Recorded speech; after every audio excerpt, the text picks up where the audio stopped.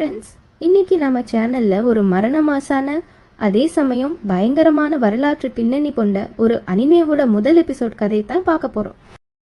கதையோட பேரு ஜாதுகர் அ which in Mongolia. ஒரு சாதாரண அடிமை பெண் உலகத்தையே நடுங்க வச்ச மங்கோலிய பேரரசை எப்படி தன் அறிவாலேயே உள்ள புகுந்து செதைக்க போறா அப்படிங்கிறது தான் இந்த சீரீஸோட ஒன்லைன். வாங்க டைம் வேஸ்ட் பண்ணாம ஃபர்ஸ்ட் எபிசோட் பதத்துக்குள்ள போயிடலாம். கதை எங்கே தொடங்குதுன்னா 13ஆம் நூற்றாண்டு ஈரான் தேசத்தில் இருக்கிற ஒரு சுட்டரிக்கிற பாலைவன நகரத்துல கேமரா அப்படியே மெதுவா ஒரு அடிமை சந்தையை காட்டுது. அங்கே சுத்தி இருக்கிறவங்க எல்லாரும் மனிதர்களை ஆடு மாடு மாதிரி பேரம் பேசி வித்துட்டு இருக்காங்க. அந்த கூட்டத்துல ஒரு மூலையில உடம்பெல்லாம் தூசியோட முகத்துல எந்த ஒரு நம்பிக்கையும் இல்லாம ஒரு சின்ன பொண்ணு உட்காந்துருக்கா. அதுதான் நம்ம கதையோட ஹீரோயின் சிதாரா. பெத்த தாய் யாருன்னு தெரியல, சொந்த நாடு எதுன்னு தெரியல, அவளுக்கு தெரிஞ்சதெல்லாம் பயம் மட்டும்தான். சரி, நம்ம வாழ்க்கை அவ்வளவுதான அவ அழுதுட்டு இருக்கும் போதுதான் அங்கே ஒரு என்ட்ரி நடக்குது. அந்த டஸ் நகரத்தில் இருக்கிற ஒரு பெரிய அறிஞரோட குடும்பத்தை சேர்ந்த ஃபாத்திமா கதன் அப்படிங்கிற கனிவான பெண்மணி அங்கே வராங்க.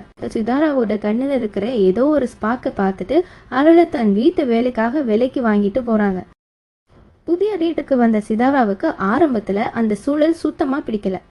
யாருக்கும் அடிமையா இருக்கணும், இங்க இருந்து தப்பிச்சு ஓடிடலான்னு பிளான் பண்ணி ஒரு நாள் நள்ளிரவுல யாருக்கும் தெரியாம வீட்டை விட்டு ஓடுறா. ஆனா பாருங்க, விதி அவளை ரொம்ப தூரம் போக விடல. மடுத்த நாளே காவலாளிகளிடம் மாட்டி திரும்ப அதே வீட்டுக்கு இழுத்துட்டு வரப்படுறா. நம்ம ஊர் அனிமே ஹீரோக்கள் மாதிரி அவ பயந்து நடுங்கி நிக்கிறா. சாட்டையால அடிக்க போறாங்க, சங்கிலியால பூட்ட போறாங்கன்னு நினைச்சிட்டு தலை புனிஞ்சு நிற்கும் போது அவ தோல் மேல ஒரு கை விழுது. இருந்து பார்த்தா பாத்திமா கதன் அவளை அடிக்கல, மாறாக அவளுக்கு சாப்பாடு கொடுத்து அன்பை அரவணைச்சுக்கிறாங்க. ஒரு அடிமையா சிதாரா தன் வாழ்க்கையில பார்த்த முதல் அன்பு அதுதான். அந்த வீட்டுக்குள்ள சிதாராவுக்கு ஒரு பெரிய சர்ப்ரைஸ் காத்துட்டு இருக்கு. அந்த வீட்டோட ஒவ்வொரு ரூம்லயும் ஆயிரக்கணக்கான புத்தகங்கள் அடுக்கி வைக்கப்பட்டிருக்கு. அங்கேதான் அவளுக்கு பாத்திமாவோட மகனா முகம்மது அறிமுகமாகிறான். அவன் எப்போதும் அறிவை தேடி அலைவ ஒரு சம புத்திசாலி. சீதாரா அந்த புத்தகங்களை ஆச்சரியமா பார்க்கறத கவனிச்ச முகம்மது அவகிட்ட ஒரு மாசான டைலாக் பேசுறான்.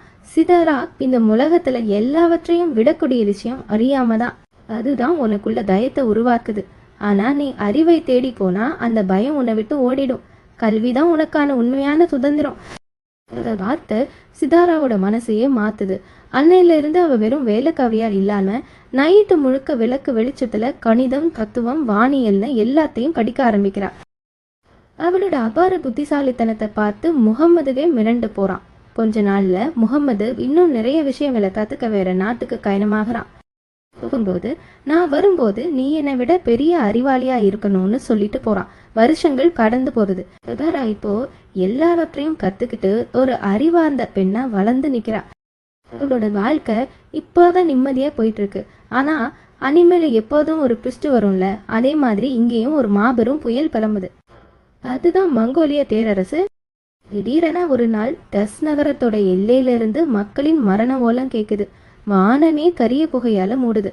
செங்கிஸ் கானோட மகனான இளவரசன் கௌலி தலைமையிலான கொடூரமான மங்கோலிய படை நகரத்துக்குள்ள புகுந்து கண்ணில் பட்டதை எல்லாம் கொளுத்துறாங்க. ஒரு சாதாரண அடிமை பெண் எப்படி மங்கோலிய அரண்மனைக்குள்ள நுழைய போறா, அவளோட தந்திரத்தால அந்த பேரரசை எப்படி ஆட்டம் காண வைக்க போறா, இதை பத்தி நீங்க என்ன நினைக்கிறீங்கன்னு கீழே கமெண்ட் பண்ணுங்க.